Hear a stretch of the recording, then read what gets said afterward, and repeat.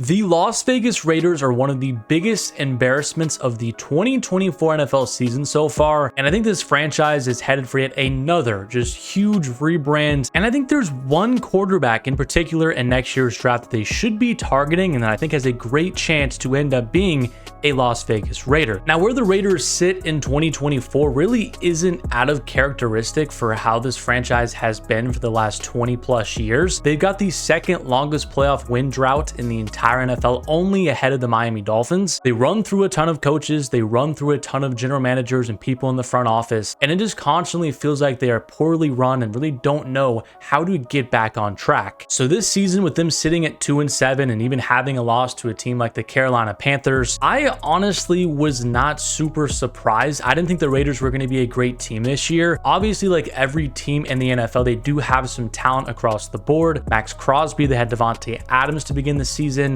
They added in Christian Wilkins in the offseason as well. But when you took at the totality of the roster talent, their coaching staff, with Antonio Pierce in his first real season as the head coach, bringing in Luke Getsy as the offensive coordinator, we will touch on him and all the firings the Raiders made just a couple of days ago. And then the quarterback position with Gardner Minshew and Aiden O'Connell. They went into a season with that being their only option at the quarterback spot. I really just couldn't believe it at that time, and even now I just still cannot believe that the Raiders thought that that was going to work and make them a functional team this year. Look, Aiden O'Connell, he was okay as a rookie, as a fourth round pick. I mean, he wasn't like anything special, but I do think he was better than a lot of people thought he was going to be right away. But at no point last season was I like, yeah, AOC, he's the future of the Raiders, they should really invest in him, he's going to be at least an average quarterback in the league. I never really foresaw that. And their hedge for that situation was bringing in Gardner Minshew, another guy that's been a career journeyman backup, and I think he is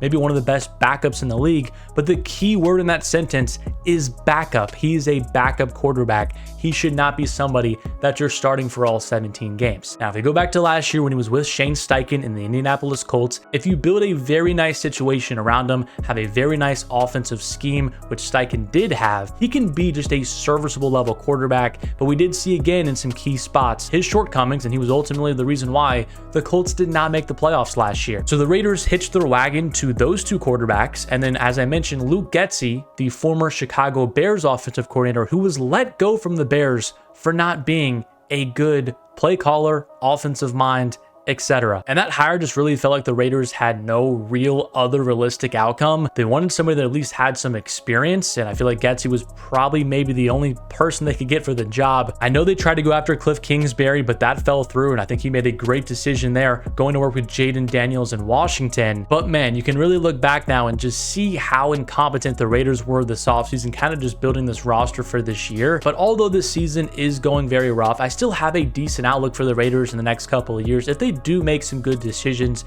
this upcoming offseason. They did just bring in Tom Brady as a minority owner, and I think that was maybe one of the best moves they made as a franchise in the last several years. We don't know exactly how much impact Brady's going to have in like personnel decisions and the organizational structure, but just bringing in somebody that has a lot of football experience, who's been around the game for multiple decades now, I don't see how that can be a bad thing. I think Brady ultimately will be a guy that makes some key decisions, and I think there is a decent chance that maybe he just says, you know what, we need to start completely fresh this upcoming year. Antonio Pierce, Tom Telesco, I'm sorry, but you guys have to go. He'll hire and bring in his own people, and I think that is the right decision for the Raiders. In a division that has Andy Reid, now Jim Harbaugh, and Sean Payton, having Antonio Pierce as your head coach is just such a massive disadvantage. When you play 6 games in your division every single year, you're going to have a massive coaching disadvantage. I just don't see how the Raiders can really stack up against those other teams when they're at such a huge coaching mismatch. Ultimately, I do think the remainder of the season will likely indicate what will happen with Antonio Pierce and the organization. If the Raiders win like 3 or 4 games, I think there's a great chance that they're all going to be fired. But with all these new offensive changes on their staff and bringing in Norv Turner to kind of run the offense now, that really helps them, gets them to like 6 wins maybe. Then I can see a scenario where Antonio Pierce and Tom Telesco are brought back for at least the near future. Now, we can talk about head coach and organizational changes, but really nothing matters until the Raiders get a solid and reliable option at the quarterback position. And the franchise has been looking for an elite quarterback for multiple decades now. It's been a very long time. I don't really know what the consensus opinion is of Raider fans regarding Derek Carr, but I more so viewed him as like an above average player, not really like a huge needle mover during his prime with Las Vegas. But nonetheless, the Raiders have to use their first round pick on a quarterback this year. There's really no ifs, ands, or buts about it for me. You cannot go into another season with just a veteran, serviceable quarterback like Gardner Minshew. If they try to sign like another veteran quarterback like Jameis Winston or Russell Wilson, you have to find your long-term answer. And I think the Raiders have a very clear choice on who to go after. And that is none other than Shedeur Sanders of the Colorado Buffaloes. Yes, I think he's the perfect fit in Vegas, and it's really for a multitude of reasons. For beginners, Sanders is my quarterback one in this draft class currently. I'm a really big fan of his game.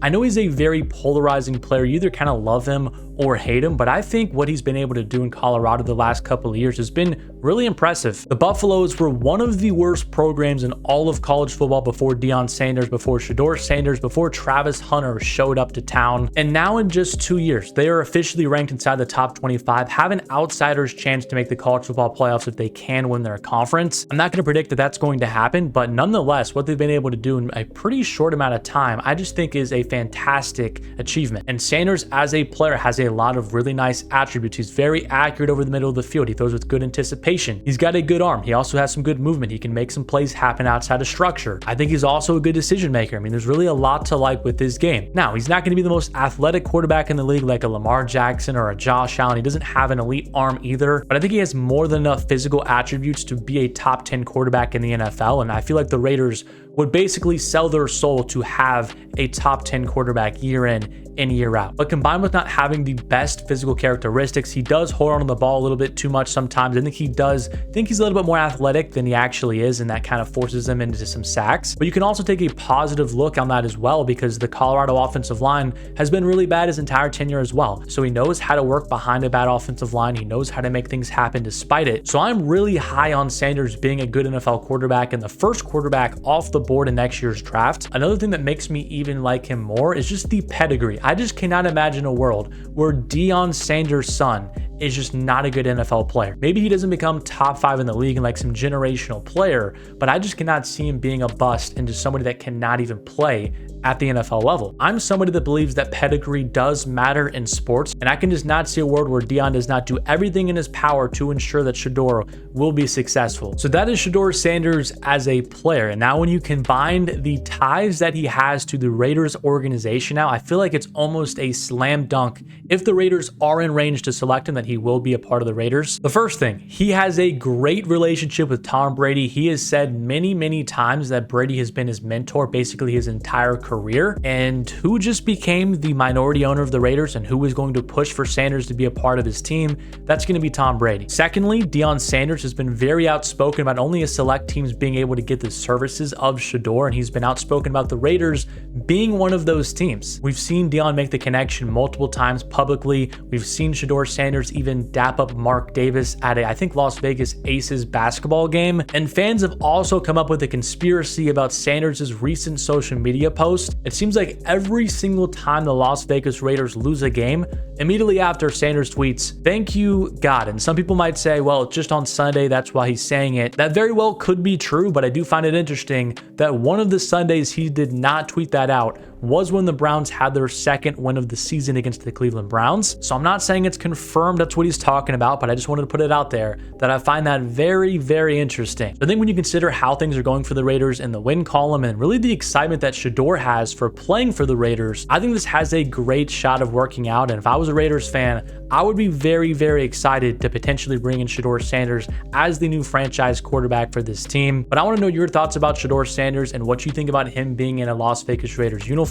Do you think he could be the savior of the franchise, or do you think that he could be another victim of the dysfunction that the Raiders have? Let me know what you think in the comment section down below. But subscribe to the channel if you are new. Drop a like on the video if you did enjoy it. And as always, thank you so much for watching, and I'll catch you guys in my next one.